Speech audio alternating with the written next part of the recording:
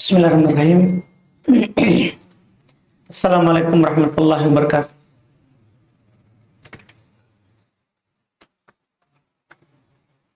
Innal hamdalillah nahmaduhu wa nasta'inuhu wa nastaghfiruh wa na'udzu billahi min shururi anfusina wa min sayyiati a'malina. May yahdihillahu fala mudhillalah wa man yudlil fala hadiyalah. Asyhadu an la ilaha illallah wahdahu la syarikalah wa asyhadu anna Muhammadan abduhu wa rasuluh sallallahu alaihi wa ala alihi wa ashabihi wa man tabi'ahum bi ihsan ila yaumiddin, amma ba'd. Alhamdulillah, kita pada malam hari ini di pertemuan ke-26 di bacaan kita terhadap Kitab Tauhid karya Imam Al-Mujaddid Syekhul Islam Muhammad ibn Abdul Wahhab rahimahullahu ta'ala. Kita pada malam hari ini akan membaca bab setelah bab syafaat. Beliau tidak memberikan judul untuk menegaskan bahwa bab ini adalah penekanan dan penjelasan dari bab sebelumnya. Qala, beliau berkata, babun qaulullah ta'ala, Allah subhanahu wa ta'ala berfirman, innaka la tahdi man ahbabta walakinna Allah yahdi man yasha wa huwa a'lamu bil muhtadin. Ini ayat sudah sering kita dengar kalau di majelis tauhid. Kenapa sering? Karena ayat ini membatalkan keyakinan orang yang meyakini bahwa Nabi itu memiliki hak pengaturan, bahkan bisa mengatur alam ini, seperti yang dikatakan oleh Gulatu Sufiyah. Mohon maaf, di orang yang melampaui batas, berlebihan di kalangan Sufi, sampai di antara ucapan mereka yang terkenal, wa min ulumika ilmul lauhi wal qalam. Ini dia ucapkan terhadap haknya Nabi. Di antara katanya, ilmumu, kamu mengetahui lahul mahfud dan al-qalam, apa yang ditulis oleh pena. Juga di ucapan mereka, fa inna min judika dunya wa darrataha. Sungguh di antara kedermawaanmu, dia ucapkan kepada Nabi ini, adalah adanya dunia ini. Iya, naudzubillah. Iya. Bahkan mereka lebih gila lagi di orang filsafat yang tentunya yang masuk di Sufiyah juga, bahwa mereka terang-terangan menyatakan alam ini dicipta dari nur Muhammad. Iya. Nah, di hadits ini, di bab ini, beliau ingin membantah orang-orang yang punya keyakinan bahwa Nabi Muhammad, bahkan para nabi dan para rasul, memiliki manfaat atau bisa menolak mudarat. Ini bab yang membatalkan. Termasuk keyakinan bahwa para nabi itu menjadi perantara kita di sisi Allah. Makanya Syekh Sulaiman ibn Abdillah beliau komentari bab ini di syarah Kitab Tauhid. Beliau berkata, aradal musannif, sebelum kita baca ayatnya, aradal musannif, penulis yaitu Syekh Muhammad menginginkan ya terhadap bab ini ar-raddu ala ubadil kubur, membantah terhadap orang-orang menyembah kubur di sana. alladzina ya'taqiduna fil anbiya'i was solihin annahum yanfa'un wa yadurrun, yang meyakini bahwa para nabi dan orang soleh bisa memberikan manfaat dan bisa memberikan mudarat. Fayas'alunahum maghfiratad dzunub, na'udzubillah, sehingga mereka pergi ke kuburan minta pengampunan dosa. Wa tafrijul kurbat, mereka pergi ke kuburan supaya hal-hal yang genting yang mereka hadapi bisa dikasih ke lapangan. Wa hidayatul qulub, bahkan mereka pergi ke kuburan minta supaya hatinya diberi hidayah oleh Allah. Ke kuburan tapi minta hidayah supaya Allah memberikan hidayah. Wa ghairi dzalika min anwa'il matalib ad-dunyawiyyah wal ukhrawiyyah. Dan selain itu dari permintaan-permintaan mereka, apakah itu berupa kebaikan dunia atau kebaikan akhirat. Karena semua mereka minta kebaikan dunia. Nah, akhirat juga cuma minta di kuburan.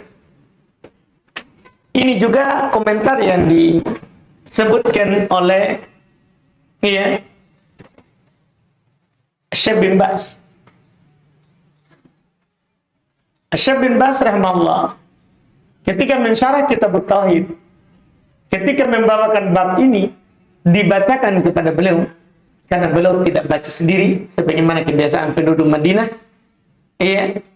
Dibacakan kepada beliau bab ini, beliau berkata, dan juga Syekh bin Baz buta.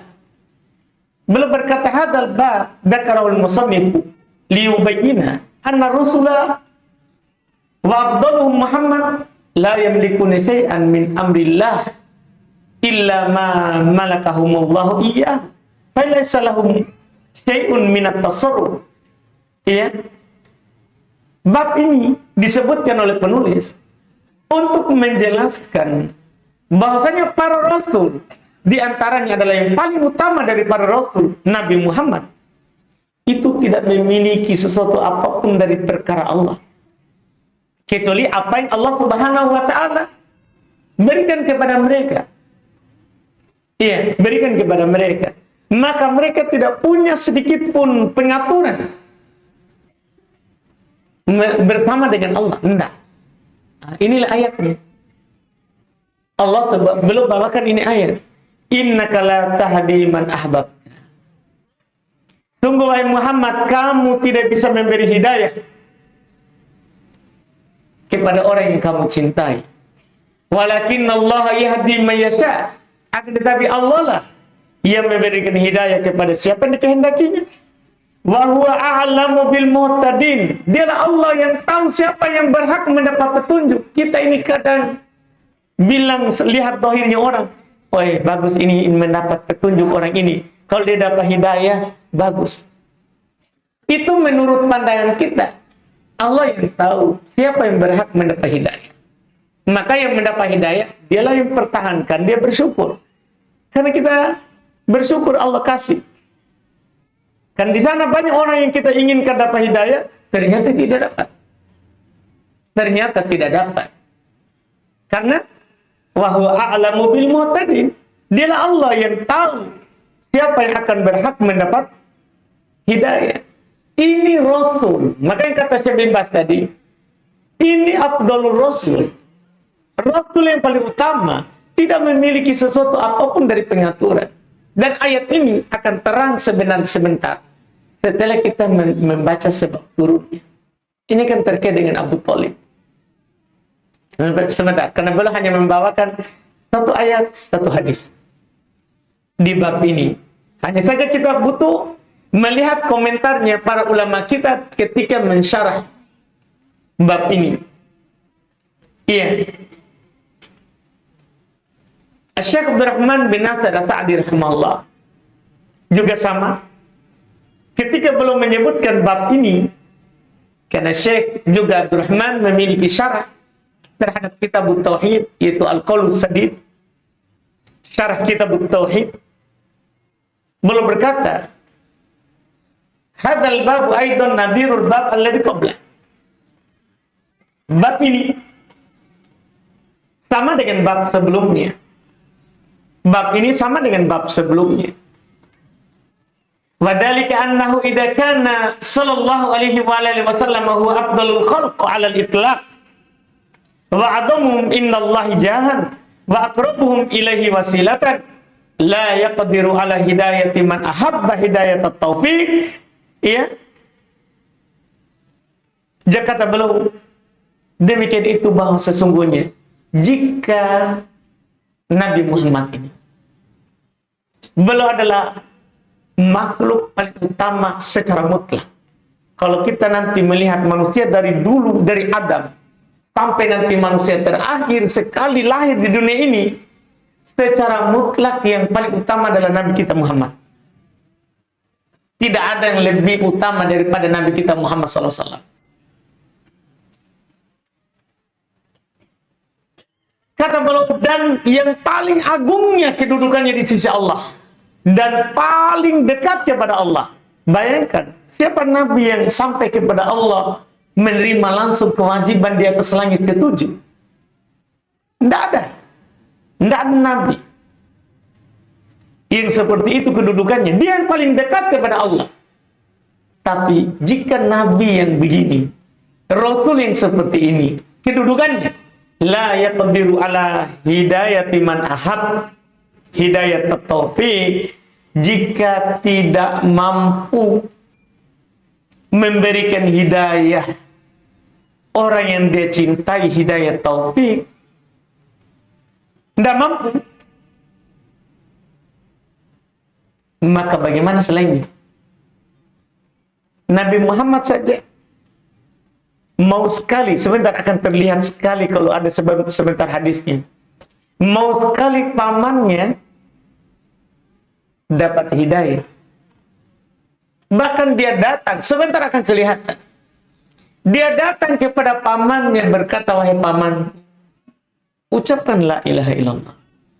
Dia adalah paman yang paling beliau cintai, yang membesarkan Nabi dari umur 4 tahun, dari umur 4 tahun sampai diangkat menjadi Nabi, masih juga membela Nabi.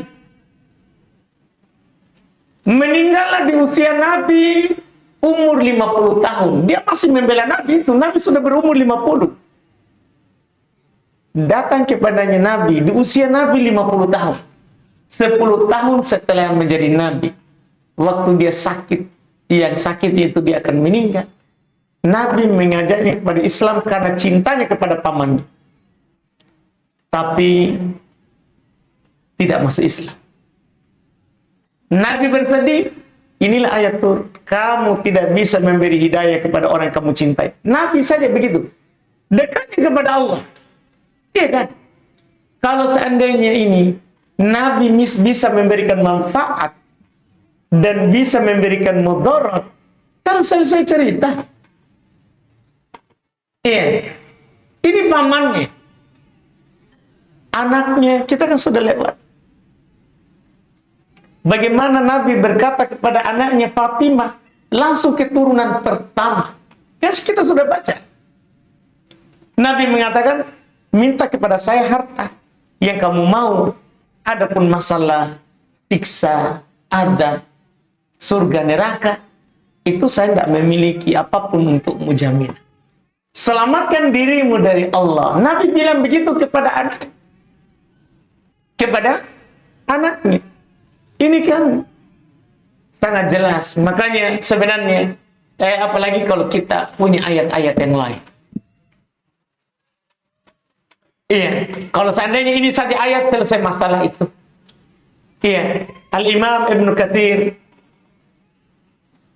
ketika belum menyebutkan ayat tadi, iya, belum berkata innaka ya Muhammad la tahdi man ahbabtah. Dalam tafsirnya, sesungguhnya engkau wahai Muhammad, kamu tidak bisa memberi petunjuk orang yang kamu cintai.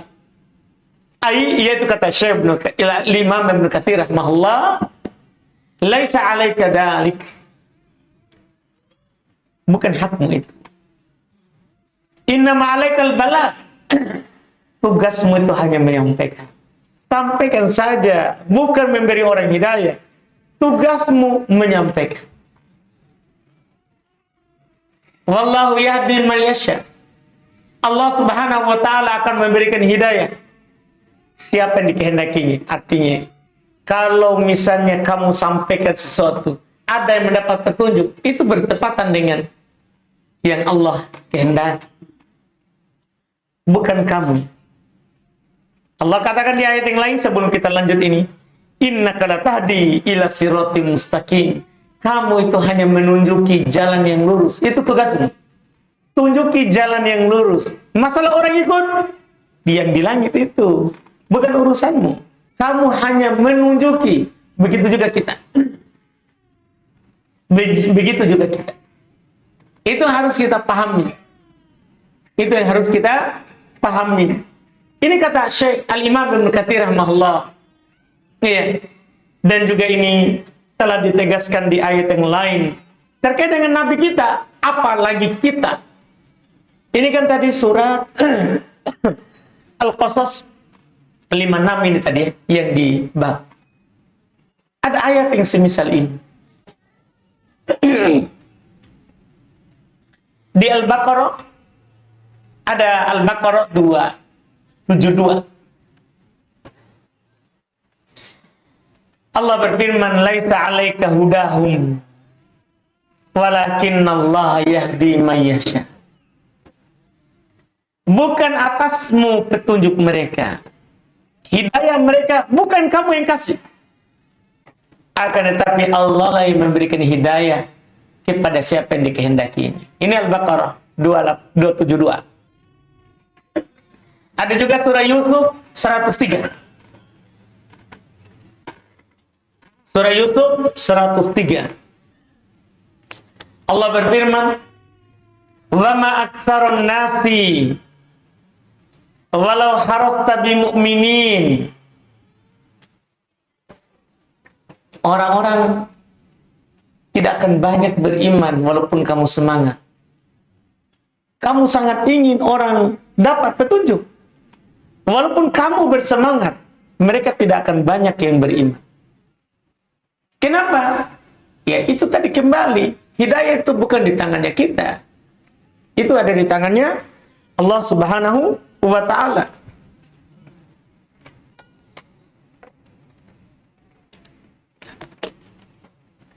Ini yang patut kita pahami. Ini hitop. Ini Allah berbicara kepada Nabi. Karena Nabi sangat bersedih. Iya. Kita kan bisa baca di awal-awal surah Al-Kahfi itu, di antara firman Allah apa di surah Al-Kahfi yang Nabi hampir membinasa dirinya karena sedih mereka tidak beriman. Apa itu? Siapa yang bisa hadirkan ayatnya? Tidak ada. Siapa ini yang bisa kira-kira? Sebetulnya kita sering baca Al-Kahfi, masa tidak hadir itu sedikit? Gimana ini? Supaya saya tidak kerja sendiri. Ikut-ikutlah sedikit.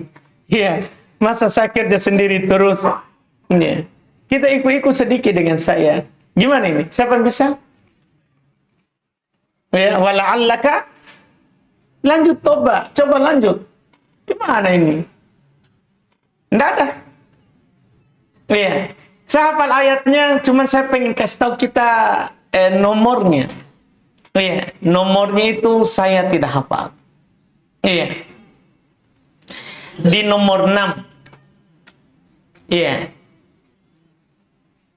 Fala'allaka bakhi'un nafsaka. Iya. Ala atharihim illam yu'minu bihadzal hadithi asafa. Jadi kan jelas. Maka barangkali kamu akan membunuh dirimu karena bersedih. Kan kadang itu sedih yang berlebihan bisa membuat orang hilang nyawanya. Iya. Allah katakan begitu. Maka barangkali kamu akan membunuh dirimu karena bersedih hati setelah mereka berpaling. Yaitu mereka tidak beriman terhadap keterangan Quran. Padahal bayangkan, Nabi tidak hidup di zaman Ashabul Kahfi.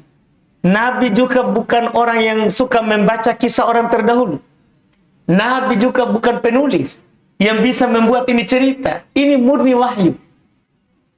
Tapi bersamaan dengan disampaikan kisah yang sangat menakjubkan seperti ini, mereka juga tidak percaya. Maka Nabi bersedih. Allah tegur. Allah tegur. Maka barangkali kamu bisa membunuh dirimu karena bersedih hati. Setelah mereka berpaling. Setelah mereka berpaling, tidak percaya terhadap apa yang kamu sampaikan. Tidak perlu kita bersedih hati. Tugas kita adalah sampaikan. Masalah orang akan percaya atau tidak, itu urusannya yang di langit. Karena kita ini tidak punya manfaat sedikit pun yang bisa kita kasih ke orang terkait dengan urusan Allah. Dan tidak punya mudarat sedikit pun yang kita berikan kepada orang terkait dengan urusannya Allah. Tidak ada. Ini yang hidup ini. Ini Allah katakan kepada nabinya kapan? Kapan ini? Semua ayat tadi itu. Ayat yang kita baca yang disebut oleh Syekh Muhammad bin Abdul Wahab. Ada di Al-Baqarah. Ada juga tadi di surah Yusuf. Ada juga tadi di Al-Kahfi. Ini ayat kapan Allah katakan kepada nabinya? Siapa punya jawaban? Saat Nabi hidup. Kan begitu. Waktu belum saja hidup tidak bisa. Apakah setelah meninggal bisa? Kan begitu. Apakah setelah meninggal bisa? Ya tidak mungkin. Hidup saja Nabi tidak bisa lakukan. Apalagi setelah belum meninggal. Apakah bisa selain Nabi? Kan begitu sekarang pertanyaannya. Ini kan mimbabi aula. Ini penegakan hujah. Nabi saja tidak bisa. Apakah bisa orang selain Nabi? Siapakah yang lebih soleh dari Nabi? Sudah kita baca tadi ucapannya Syekh Sulaiman ibn Abdullah. Demikian pula ucapan Syekh Abdurrahman bin Nasir As-Sa'di tadi. Ini kan manusia paling utama. Manusia yang paling dekat di sisi Allah. Tidak bisa. Apakah yang lainnya bisa? Iya. Bisa kalau kita pakai cerita kosong. Ada juga orang di sana katanya gurunya pergi ke Makkah, Nabi keluar sujud padanya. Wah, ngeri.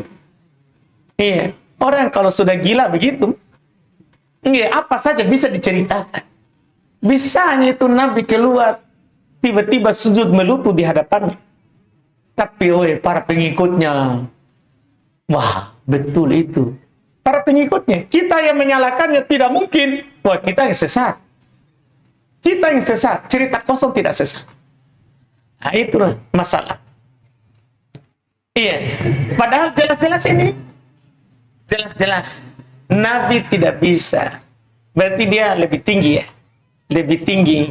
Iya, lebih tinggi orang Indonesia daripada orang Arab ya.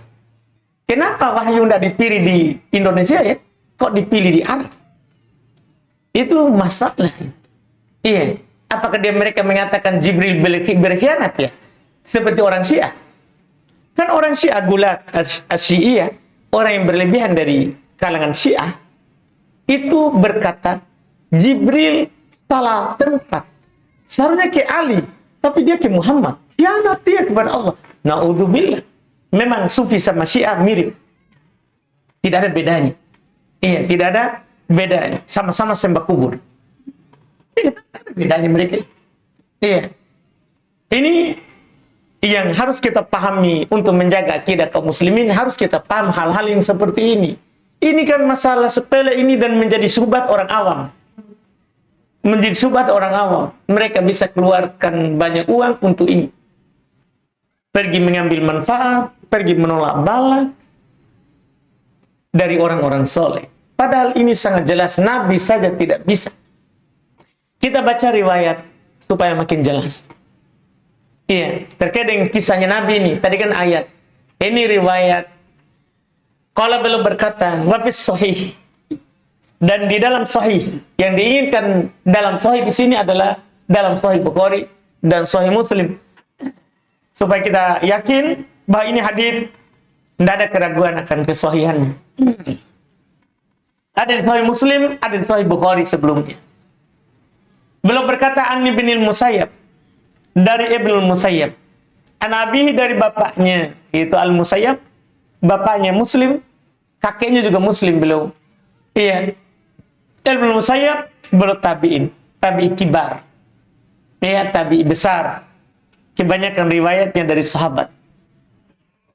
Ayahnya adalah sahabat, kakeknya juga sahabat. Kakeknya lah yang bernama Hazan, yang kisahnya terkenal. Nabi ubah namanya, suruh ubah namanya menjadi Sahal. Cuman belum dah ubah waktu itu. Jadi bapaknya dulu masa jahiliyah ini kasih nama anaknya Hazan. Masuk Islam. Masuk Islam. Nabi suruh ubah namanya menjadi Sahal, lawan dari Hazan. Hazan sedih. Iya. Penuh dengan kesusahan. Kalau Sahal kebahagiaan, penuh dengan kemudahan. Tapi dia tidak mengubahnya.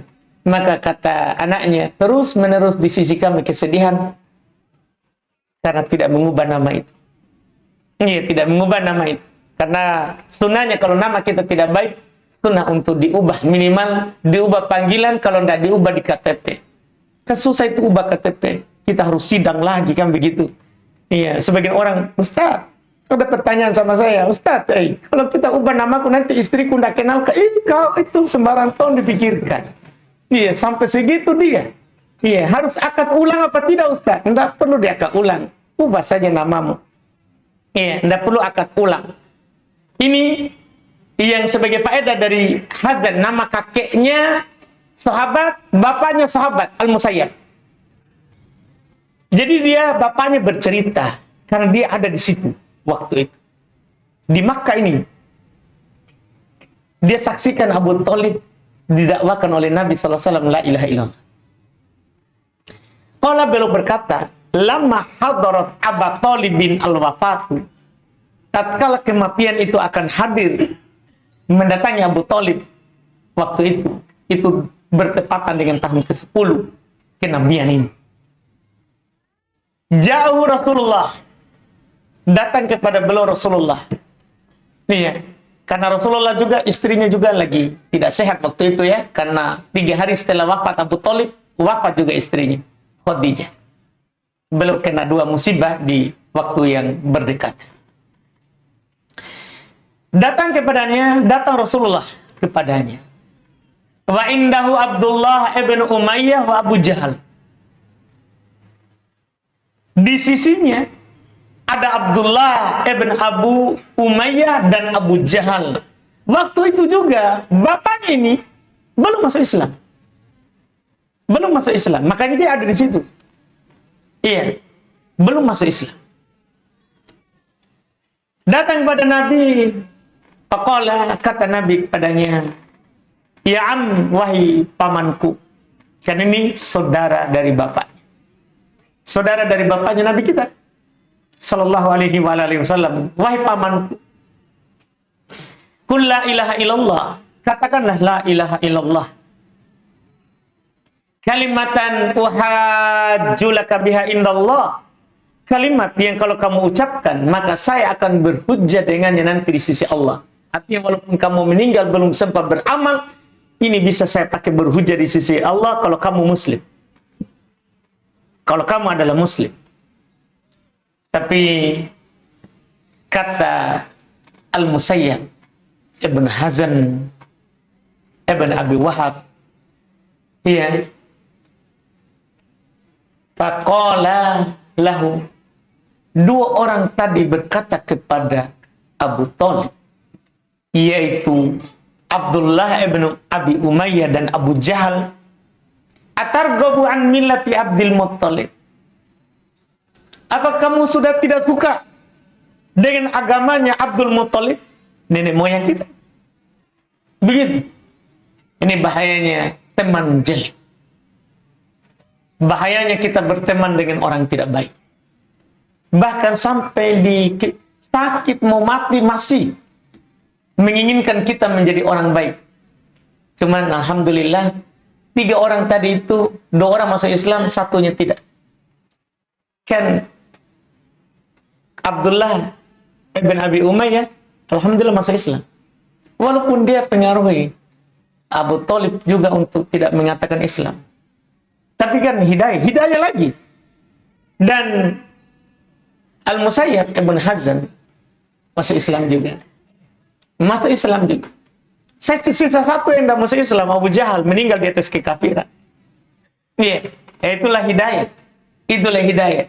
Jadi setiap Nabi berkata, kata la ilaha illallah, dua orang tadi. Satunya menyesal masuk Islamnya. Satunya tidak bertobat, mati di atas kekafiran. Berkata, apa kamu tidak suka lagi terhadap agamanya Abdul Muthalib? Fa'ada alaihin Nabi. Nabi ulangi lagi. Wahai paman, katakan la ilaha illallah.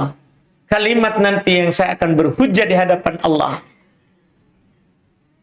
untukmu. Fa'ada, kembali dua orang tadi ulang lagi ucapan yang sama. Apa kamu sudah tidak suka dengan agamanya Abdul Muthalib? Maka kata bapaknya Ibnu Musayyab, fakana akhiru maqal huwa ala millati Abdul Muthalib.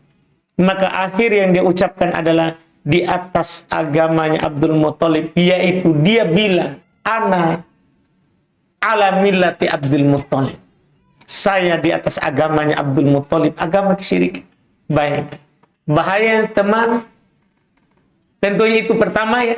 Yang kedua, tentunya kembali ke asal. Nabi tidak bisa menyelamatkan pamannya. Iya. Maka kata beliau lanjut, wa aba ayyakula la ilaha illallah. Dia pun tidak mau menyatakan la ilaha illallah.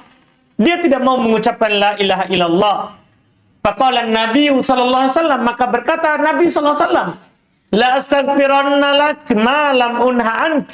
Saya akan terus memintakan ampun untukmu karena besar sekali ini jasanya. Iya, saya akan terus memintakan ampun untukmu selama saya dilarang, tapi belum bilang selama saya dilarang. Itu yang belum bilang. Selama saya tidak dilarang. Fa anzalallah, maka ya Allah Subhanahu wa taala menurunkan ayat, ma kana lin nabi walladzina amanu ayastaghfiru lil musyrikin walau kanu uli qurba min ba'di ma tabayyana lahum annahum ashabul jahim. Ini ayat. Ya. Tidak pantas bagi Nabi dan orang-orang yang beriman untuk memintakan ampun terhadap musyrikin walaupun mereka ulil qurba, walaupun mereka adalah kerabat. Turun ayat menegur Nabi. Tidak pantas bagi Nabi Muhammad. Iya. Dan bagi orang-orang yang beriman untuk memintakan ampun terhadap musyrikin walaupun mereka karib kerabat. Setelah jelas bahwasanya mereka adalah ashabul jahim, penghuni neraka yang menyala-nyala. Ini turun. Wa anzalallahu fi Abi Thalib, dan Allah Subhanahu wa taala turunkan pada Abu Thalib ayat tadi di awal. Innaka la tahdi man ahbabta walakinnallaha yahdi man yasha wa huwa a'lamu bil muhtadin. Itu sebab turun ayat tadi yang menjadi pembahasan kita di awal. Sekali lagi, ini jelas ya bahwa kita tidak ada sedikit pun yang bisa memberikan manfaat atau mengangkat mudarat kecuali Rabbul Alamin, kecuali Allah Subhanahu wa taala, bahkan tidak nabi kita. Bahkan tidak nabi kita, apalagi selainnya. Ini yang belum sampaikan di sini kita cukupkan karena belum hanya sebutkan satu ayat dan satu riwayat hadis tadi. Setelah itu belum akan sebutkan bab yang baru lagi, yaitu bab sebab kekafiran Bani Adam.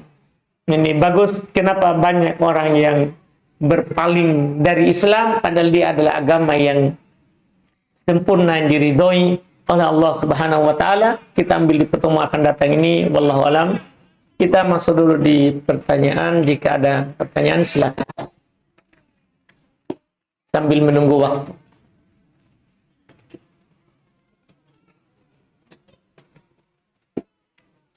Boleh langsung?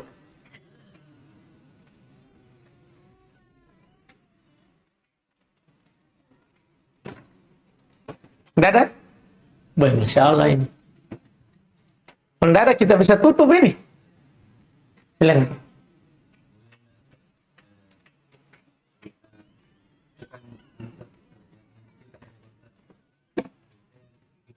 Nasabah dengan jual handphone dulu menghubung lunas, ketika ada nasabah tetap dia menjual handphone di bulan kedua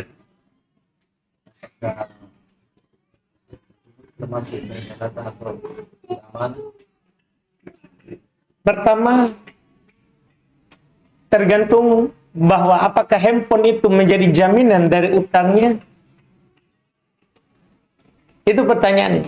Apa jaminan dari utang? Karena ketika seorang mencicil harus ada jaminan. Yang dia suruh pegang ya pihak. Ya kan? Harus ada jaminan. Misalnya orang berutang, harus ada jaminan. Apa jaminan? Surah rumah, surah HP tadi, surah motor, itu dia. Itu yang harus diperhatikan. Sekarang pertanyaannya kepada kita, jaminannya apa waktu dia berutang cicil HP? Tidak ada. Ya selamat tinggal. Karena kan ketika HP itu bukan jaminan, kan ketika kita akad hari ini, itu kan jadi miliknya. Jadi miliknya. Dia bisa menjual. Cuman kalau jadi jaminan, tidak boleh dijual. Misalnya gini, ada orang cicil motor. Pihak yang memberikan cicilan, ia memegang surat motor.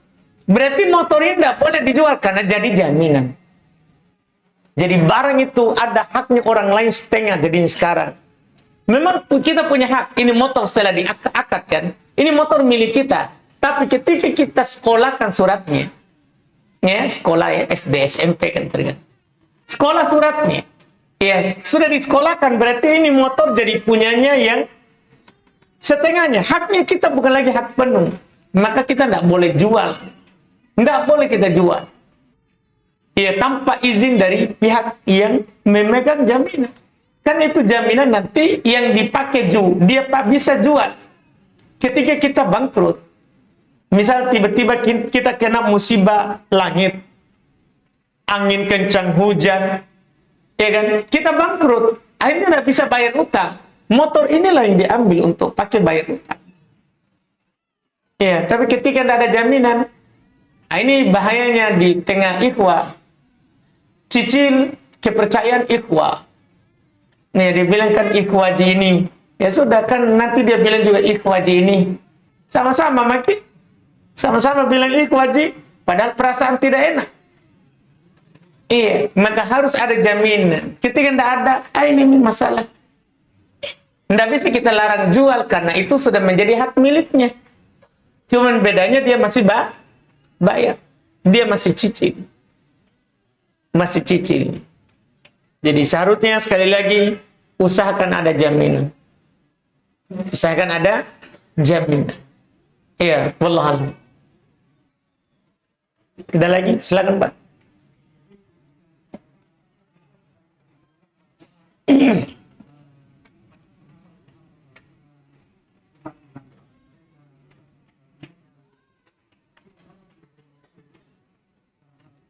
Tidak bisa, Pak. Orang kalau sudah sampai Quran, tidak ada lagi udzur. Kalau sudah sampai Quran padanya, tidak ada udzur, Pak. Iya, karena ketika sampai Quran kan sudah tegak hujjah. Iya, sudah tegak hujjah. Di dalam Quran, ya, telah ditegaskan oleh Allah Subhanahu wa taala terkait dengan orang sudah sampai kepadanya Quran, itu tidak ada lagi udzur. Ya, itu sudah sangat dijelaskan oleh Allah Subhanahu wa taala. Kita bisa buka surat Al-An'am ayat 19. Ya, ayat 19. Allah katakan, "Wa uhiya ilayya hadzal Qur'an liundzirakum bihi wa man balagh." Nabi bilang begitu. saya diwahyukan kepadaku Quran ini untuk memberikan peringatan kepada kalian. Waktu itu yang ada sahabat. Waman balang, dan siapa saja yang sampai kepadanya ini Quran. Kalau sudah sampai, maka sudah tidak ada lagi, Pak. Tidak ada lagi udzur. Iya, di hadapan Allah sudah tegak hujjah. Begitu, wallahu a'lam. Ada lagi? Bismillah, apa saja adab-adab dalam bermajelis? Masya Allah. Iya, ini pertanyaan berat sekali nih ya. Iya, adab di dalam bermajelis. Ini satu buku ini. Iya, kita sebenarnya bisa baca kitabnya Imam An-Nawawi. Iya, adab hamalatil Quran. Adab orang-orang yang membawa Quran. Maksudnya adab para pelajar. Adab para pelajar. Demikian pula adab ya yang mengajar. Adab ya pelajar dan adab yang mengajar. Ya bisa kita baca. Ini pertanyaan ini ya satu kitab. Iya. Satu kitab ini betul. Iya. Tulisan terbaru ini ada tulisannya Syekh Sadhan. Saya pernah baca, tapi sebagiannya di sebagian majelis hanya saya ambil saja. Itu ma'alim. Iya. Thoriq talabil ilmi wa adab tahsili. Rambu-rambu dalam mencari ilmu. Ya. Dan adab di dalam mendapatkannya. Dan adab di dalam mendapatkannya. Saya punya PDF, saya simpan di sini. Saya juga punya kitab aslinya di rumah. Iya, di rumah. Agak sulit ini ya, karena panjang sekali ini pertanyaan tak. Iya, panjang sekali pertanyaan tak. Tapi kalau kita mau, tadi saya sudah sebutkan kitab. Iya, yang paling terbaru itu, yang paling terbaru. Iya, tulisan Syekh Sadhan. Memang beliau khusus. Apalagi yang tulis adalah ulama sekarang yang sudah macam-macam sekarang orang bermajelis. Iya, sudah ada HP. Iya, sudah ada. Ini kan ada adab tambahan. Ada adab tambahan. Jelas seorang yang datang belajar harus ikhlas. Itu diantara yang belum sebut. Iya, kenapa? Karena belajar itu kan beribadah. Memang ikhlas karena mau belajar. Bukan karena dunia. Iya. Datang ke sini memang mau belajar, bukan karena mau menjual bakso di luar. Bukan, mohon maaf ini Pak. Bukan mau menjual parfum, saudara. Bukan, memang mau ke belajar atau mau sekedar melihat calon yang datang. Iya, lewat di luar, kita duduk berdiri di luar sampai dia lewat. Boy, apa itu? Iya, bukan. Nabi sudah ingatkan di hadis, ya, man ta'allama ilman mimma yubtagha bihi wajhullah la yata'allamuhu illa liyusiba bihi 'ardan minad dunya lam yajida 'arfal jannah. Barang siapa menuntut ilmu yang seharusnya untuk mencari wajah Allah, ikhlas seharusnya itu. Tetapi dia datang untuk mencari dunia. Dia datang untuk mencari dunia. Pokoknya saya cari majelisnya Ustaz Ubaid ini. Kenapa? Ramai, bisa laku pentol. Contoh saja. Kebetulan saya biasa lewat lihat itu di luar. Pernah tanjat tusuk, pernah aja. Iya. Pernah aja di luar itu. Cuman sangat rugi kalau dia kesini hanya untuk itu. Nabi bilang begitu. Siapa yang menuntut ilmu seharusnya untuk mencari wajah ridho Allah, mencari wajah Allah, tetapi dia datang mempelajarinya hanya mencari dunia, maka dia tidak akan mencium arfal jannah, aroma surga. Nah, jadi bau pentol cium ji, tapi surga tidak. Begitu Pak. Bau parfum cium nih, apa syata? tapi surga tidak. Ini masalah. Makanya yang paling inti adalah ikhlas orang datang. Kita harus sama-sama ikhlas. Yang datang belajar ikhlas, yang datang mengajar juga harus ikhlas. Iya, sedikit atau banyak orang ikhlaskan saja. Iya, enggak boleh kita enggak ikhlas. Kemudian juga tentunya seorang datang iya dengan datang belajar kalau di majelis, dia harus duduk dengan tenang dan sopan. Ini karena kita bertanya tadi bermajelis. Ya, setelah kita ikhlas, memang niat karena Allah, datang kita duduk dengan sopan dan wibawah, tenang. Iya. Bahkan kita tidak bergerak sebelum dikatakan bergerak. Kata Allah, wa idza qila lakum tafassahu fil majalisi fafsahu.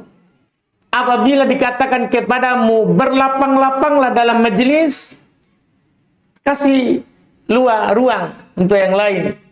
Dikatakan begitu. Maju, mundur, berdiri misalnya. Iya, maka kata Allah, iya, fafsahu, baru kasih kelapangan. Yafsahillahu lakum, Allah akan melapangkan kalian. Jadi dikatakan, jika dikatakan, kalau tidak ada yang bilang, duduk saja dengar. Jangan sibuk, sini saudara, sini. Dekatku, jangan sibuk. Iya, jangan sibuk. Duduk saja, diam, dengar. Duduk saja, diam, dengar. Dan tentunya, iya, kita datang, fokus, tidak sibuk dengan hal lain. Seperti berbicara, iya, menulis tanpa mendengar. Ulama dulu kan ada tipe banyak orang. Ada orang itu kalau dia tulis tidak bisa dengar. Ada orang juga bisa tulis sambil dengar. Maka kita kan tahu semua kadar diri kita di tipe mana. Iya. Maka kita harus perhatikan baik-baik bahwa memang kita harus datang fokus. Itu yang Allah Subhanahu wa taala berikan kabar gembira di surat Az-Zumar. Allah katakan, "Fabashshir ibadi alladzina yastami'una al-qaula fayattabi'una ahsan." Sampaikan kabar gembira kepada hamba-hambaku yang mendengarkan perkataan. Yang mendengarkan perkataan. Disuruh beri kabar gembira kepada hambaku yang mendengarkan perkataan. Fayattabi'una ahsanah. Kemudian dia mengikuti yang terbaik di antaranya. Jadi apa yang disampaikan, itu kan ada yang baik, ada yang terbaik. Maka berikan kabar gembira orang yang mendengar dan mengikuti yang dia dengar. Yang diikuti adalah yang terbaik. Karena Nabi kalau diberi pilihan, maka beliau pasti pilih yang terbaik. Ini kan adab dalam majelis. Tidak bergerak. Kalau kecuali dikatakan bergerak, kita mendengar dengan baik. Kemudian nanti kita mengikuti yang terbaiknya. Ini diantaranya. Dan banyak lagi. Di antara yang disebutkan juga adalah tidak berdebat dan merendahkan guru. Iya, kita memang bertanya istirsyad. Belum paham itu. Itu diantaranya juga. Iya. Karena Nabi SAW bersabda, "Ma dhalla qaumun ba'da hudan kanu alaihi illa utul jadal." Tidaklah satu kaum itu sesat setelah mendapatkan petunjuk kecuali mereka suka berdebat. Makanya kalau ada orang mendapat petunjuk dari Allah, alhamdulillah sebenarnya. Tapi mulai sedikit dia dapat ilmu, mulailah dia mendebati orang. Artinya dia belajar untuk mendebati ulama atau merendahkan yang juhala, merendahkan orang di bawahnya dan mendebati orang di atasnya. Kalau seperti itu akan sesat. Orang yang seperti itu tidak akan lama di atas petunjuk. Nah, Nabi yang bilang begitu, Pak. Nabi yang berkata begitu. Artinya kita belajar bukan untuk mendebati alim. Kita belajar bukan untuk merendahkan yang jahil. Tapi kita belajar untuk mengangkat kebodohan dari dalam diri dan kebodohan dari orang-orang di sekitar kita. Begitu. Dan banyak lagi adab. Dan bagusnya buku tadi itu, Ma'alim Thariq Thalabul Ilmi, ada awaid. Ada penghalang. Hal-hal yang membuat orang itu keluar dari belajar. Itu di buku tadi. Jadi bukan hanya adab, bukan rambu-rambu saja dalam belajar. Tapi belum sebutkan juga hal-hal yang membuat kita ini pergi dari ilmu. Hal-hal yang membuat kita ini pergi dari ilmu. Penting sebenarnya buku itu dibaca. Alhamdulillah sangat bagus. Sangat bagus. Cuman itu buku bacaan. Dan tentunya kita lebih, tentunya sekarang ini lebih penting belajar tauhid dulu daripada itu. Apalagi kita kalau orang di luar begini, itu kan buku bacaan, bukan buku pelajar. Bukan buku pelajar. Alhamdulillah. Hanya kalau dibaca, alhamdulillah bagus. Bagus, alhamdulillah. Sudah masuk waktu. Nah. Masih ada pertanyaan? Kalau tidak ada, kita tutup berarti. Alhamdulillah. Alhamdulillah, kita cukupkan. Mudah-mudahan bermanfaat. InsyaAllah kita lanjut lagi di pertemuan akan datang. Mohon maaf tadi yang disinggung pentolnya. Alhamdulillah, jangan sampai tersinggung dan jual tahu pekan depan. Iya, jual makin terus, tapi datang juga untuk belajar. Jangan sampai hanya kita dapat pulang hitung uang. Istri tanya, berapa tadi kita dapat? Enggak, saya enggak dapat apa-apa ilmu sih. Bagus sih. Uang itu adalah tambahan, bukan pokok. Alhamdulillah. Subhanallah. Alhamdulillah. Assalamualaikum warahmatullahi wabarakatuh.